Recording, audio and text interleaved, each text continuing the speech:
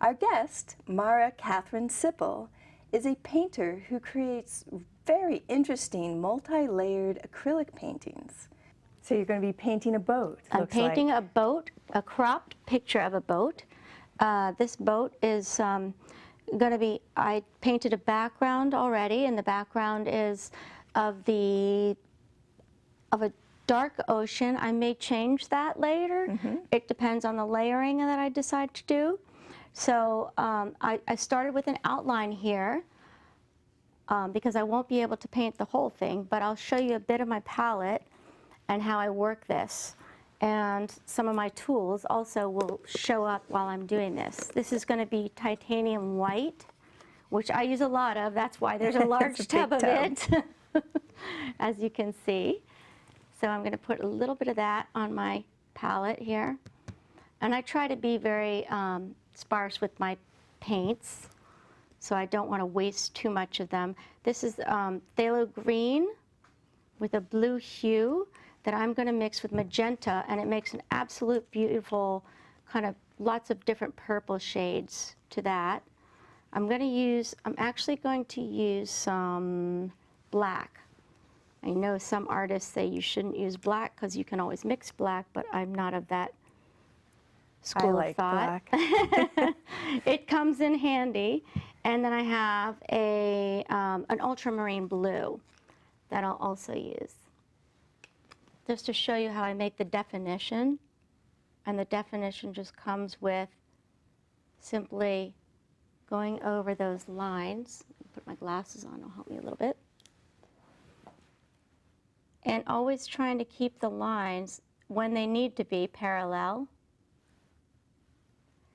And one thing that I do love about acrylic painting, in my opinion, it feels like acrylic paints are easier to make mistakes because it does dry quickly and you can paint over it. Exactly.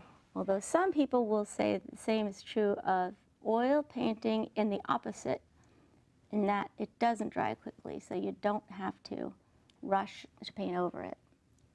So I'm just going to show you some of this outlining technique. So what kind of brush are you using? This is that's a great question because this is one of my favorite brushes. It's a 1/2-inch bright brush. Bright really means that it's shorter than a longer one, and I have more control with it. So if I were to have a brush, for example, with that was, let's see if I have, yes, like this, you can see the difference right there. That one is a lot longer, and I have less control over this, handling this brush. Although it's good for some things, but I do prefer the brights. And I definitely have very specific tools that I do like to use. And this one, I'm going to show you how I'm going to mix these two colors here. This is the phthalo blue and the magenta. And you can see that it's going to make a gorgeous kind of a purpley color. And then that purple color would be for the darker areas. So maybe that purple color is going to go up here because this is going to be in shadow. That's going to be in shadow right there. And then if I add a little bit of white to this mixture here, I just make a lighter shade of that purplish color. And that's a gorgeous, those are great shadow colors because this is going to be a little bit in the sunlight here because the light is going to be coming from this side into the boat that way. Okay. So that's what we're trying to achieve, which is why you'll see that this part is going to be white down here, but you can see that this is in the shade a little bit. The white's really on top of that and kind of going over the top of the boat. So you have these white highlights where it's going over the top of the boat. So I can even go lighter to this side here. All along that side right there. And then I often leave a little bit of the underpaint to show through. That creates the little line that is separating the boat pieces from each other, kind of. I'll leave that under there so that it's not just always looking like this kind of straight line. It's got some underpainting into it. And if I don't have enough of that underpainting showing through, I can always step back in and mix a little bit of a different hue. I put too much black in that, but I can go back here and add a little white to that. And that makes kind of a grayish color, and that tone can also go in here for a bit of a separation of those two colors. And down here it's super dark. This is the bottom of the boat, and the bottom of the boat's real dark. So I just added some ultramarine blue and a little bit of black into that, and that'll really pop out.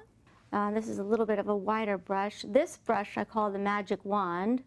This is a fantastic brush for doing large painting or large swaths, and it's a bright also. It's meaning that, again, it's a little bit shorter. Let me get some vermilion out here, and I'll show you where the vermilion is going to go. So this little guy, I'm going to take this, and it's going to be the bottom down here. And it might take me a couple of layers to do this, to get the color that I want and the tone that I want. So that's sort of like the reflection in the water? Well, this is or the bottom of the boat? This is the color.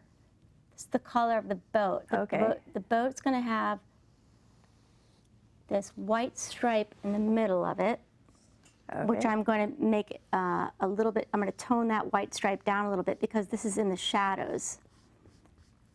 This is where the sun is not hitting it, really. It's kind of coming down, but it'll have a light reflection. So this vermilion is not going to be super bright vermilion. And in fact, I might even add a touch bit of white to that vermilion.